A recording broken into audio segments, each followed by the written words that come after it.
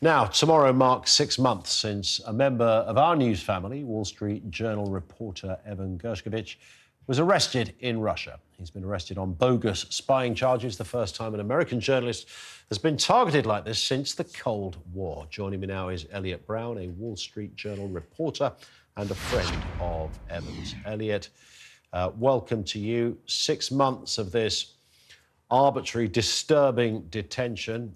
Talk us through, just to start with, how is Evan doing? Is he getting food? Can he have visits? What is the current status of his incarceration? So great to be here. Evan is, as best we understand it, getting by. He's in a, Russian prison where, I don't think it's not the Hilton. That said, he can get letters. He does see lawyers. He's had consular access, and as best as we can tell from the letters he occasionally sends us, he keeps his sense of humor, and it's almost kind of annoying to hear how you get these letters, and he's just making jokes about how he's getting buff or whatnot. Yeah, I was just going to say, just give us an overview, an idea of the man behind the headlines. Tell us more about Evan.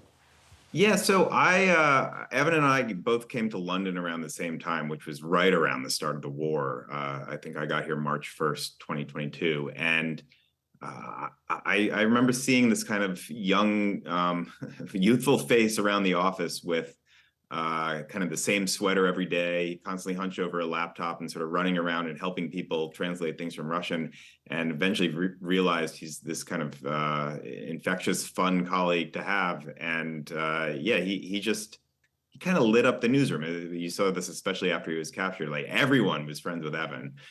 He likes to gossip. He likes to go out and get drinks with you. He's just a really fun guy. We really miss him. I want him back here. He lived nearby, around the street from me. We all miss him and really want him back. Yeah, and I think that will be echoed by those of us who either know him or know through friends a lot more about him. Everybody would echo that point. What a lovely man, a decent man, a very diligent journalist, incredibly intelligent, and crucially, not a spy. We all know that much. But a Russian court did recently decline to hear his appeal against his detention, which was a disturbing move in this story. So what is next in the case, Eliot? What happens next? I'm here a bit of a cog in the wheel, as I understand it, mostly through Wall Street Journal stories and others. There's a process of sort of extending the trial, and then or extending the detention before trial, and then lawyers do their thing. So at some point, that process is moving. Like, the thing we really want is through, personally, I want through whatever means, Evan to be home. It doesn't.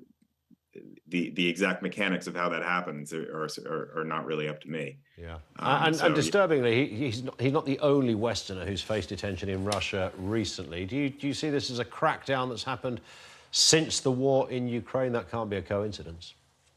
Yeah, absolutely. And I mean, I think what happened with Evan, as we learned 6 months ago, was itself just a dramatic escalation. I mean, he was going back there. He had been in London for a while when the war first broke out, but he was going back there because he's a risk taker. But he thought it was a really important story, and he felt safe enough covering it.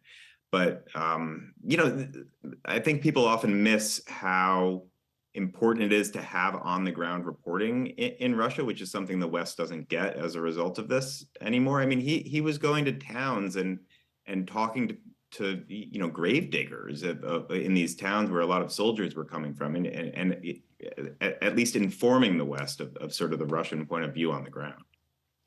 Eliot, thank you for your time, and a message from all of us here at News UK. We stand with Evan. Right, let's bring back Tessa and Ed into this discussion. I mean, there's nothing, living in a free world where there is a free press, Ed, absolutely crucial, paramount to the functionality of a thriving democracy. But we're not used to seeing this kind of stuff. It's happened before. To see this in 21st century terms is disturbing. freedom of speech under threat, Western journalists being incarcerated, and Evan finding himself, to this day, spending 6 months inside a Russian jail. Yeah, well, we've been talking about the judicial system as well. I mean, independent courts and a free press are two of the absolute bedrocks of democracy, and we lose those at our peril. And what has happened to Evan Gershkovich is an abomination. He is a political prisoner from a bankrupt and corrupt regime that's fighting an illegal war, and it's just appalling to see. And the Russians really know, the Russian state knows no boundaries. Even before the Ukraine invasion, you know, officials at the British Embassy, the British Council, which is our sort of cultural arm, were regularly harassed and tracked by the Russians, which I knew about because I was the culture minister. They know no boundaries, and it does seem extraordinary that they would, having said that, they would behave in this way, because, you know, if you're going to start imprisoning journalists, you're not going to get, you know, journalists are not going to be very well disposed to you, to put it mildly. But it really is appalling. I hope that at some point there will be a deal done. Amazing as it may seem, even with the Iranians, even with the Russians, deals can be done. Even with the North Koreans, deals can be done to release prisoners. But I've no doubt at all as well that he's not being treated well. I mean, it's just appalling. Yeah. Tessa?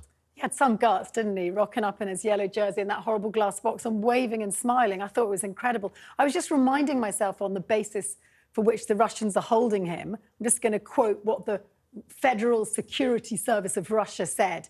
They claimed he was acting on the instructions of the American side, collecting information constituting a state secret, I hope you're keeping up, about the activities of one of the enterprises of the Russian military-industrial complex. I mean, this is this is a parody of, you'd think, but this is actually happening. I mean, they're not for real on this, are they? Well, I mean, you know, the Russians, what you've just read there, the it's preposterous. You know, the Russians and the demonstrably Soviets have done show trials for years. I mean, this is meat and drink to them. It is a parody, and it's just absolutely appalling. But we know the Russian state lies through its teeth all the time, and it's just really monstrous. But as I say, I don't think the American government has taken its eyes off Evan at all, and I think they're going to do their best to get him out of Moscow if they can. So I don't think we should regard him as being forgotten. I mean, remember the lady who was imprisoned in Iran for 5-6 years. The British government was put under enormous pressure to do something.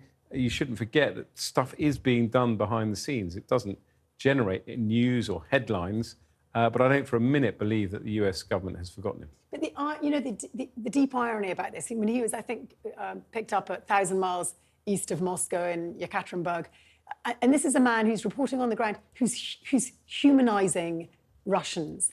And actually, it's really important in a war where we're effectively backing the Ukrainians that we don't lose sight that the Russian state are not the Russian people. And actually, if you don't have human-level reporting, it's really easy to vilify an entire nation. Yeah. Where does the story go next? Of course, we will always continue to report an update on the progress of that with Evan.